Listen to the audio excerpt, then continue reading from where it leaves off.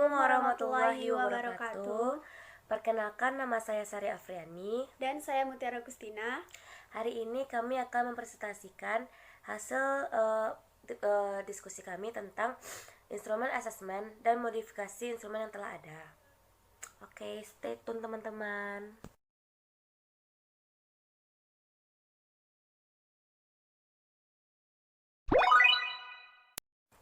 Oke teman-teman, pemateri pertama adalah saya sendiri, Sari Afriani, ingin mempresentasikan tentang instrumen asesmen.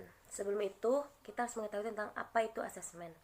Asesmen adalah suatu pengumpulan informasi. Jadi asesmen ini dikerjakan secara terus-menerus atau berproses secara berkelanjutan.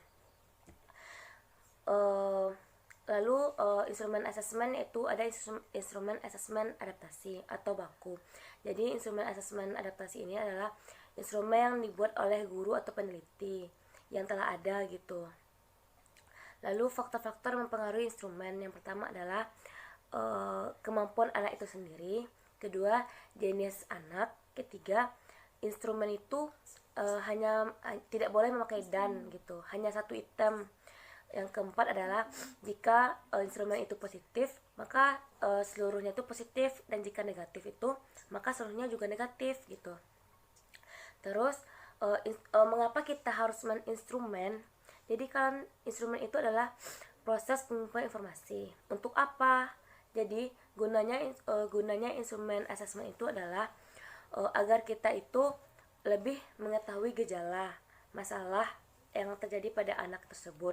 Jadi kita mengenali gitu, atau proses pengumpulan informasi, sehingga kita itu menjadi tahu apa sih instrumen dari anak tersebut.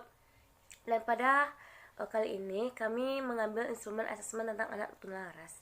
Anak tunalaras adalah anak yang mengalami hambatan sosial dan emosional.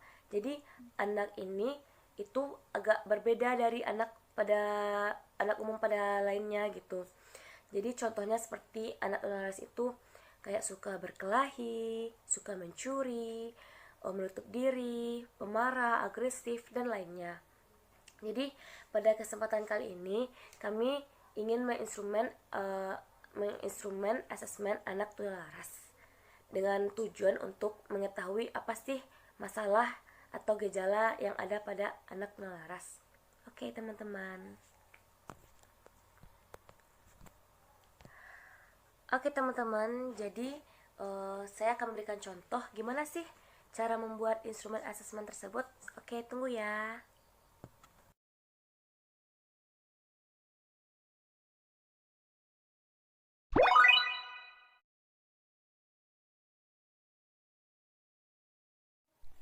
Jadi seperti ini loh, kan kita nih mau buat instrumen asesmen anak tunalaras. Jadi kita pertama membuat kolom pertama itu gejala atau bisa juga masalah.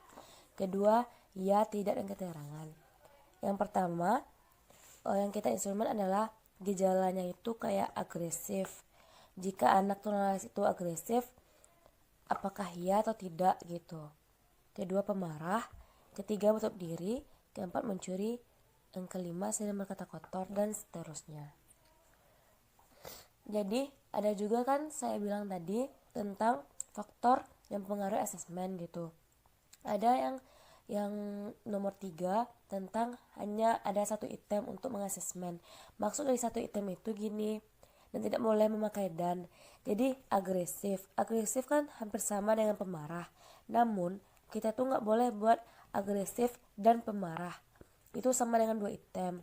Sedangkan yang harus digunakan dalam instrumen asesmen itu adalah hanya memiliki satu item, seperti agresif saja dan pemarah saja. Oke teman-teman, terima kasih. Baiklah, saya akan menjelaskan materi kedua, yaitu modifikasi instrumen yang telah ada. Kategori yang ditentukan ideal dalam mengenai set yang pertama yaitu ketidakmampuan untuk belajar seperti anak lain pada umumnya.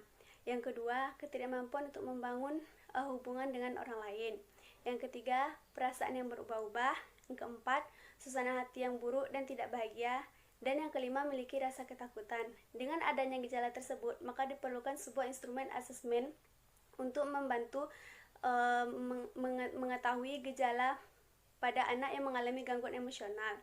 Seiring perkembangan zaman, gangguan emosional pada anak mengalami perubahan dan perkembangan, begitupun pula dengan gejalanya. Maka dari itu, diperlukan sebuah modifikasi instrumen asesmen agar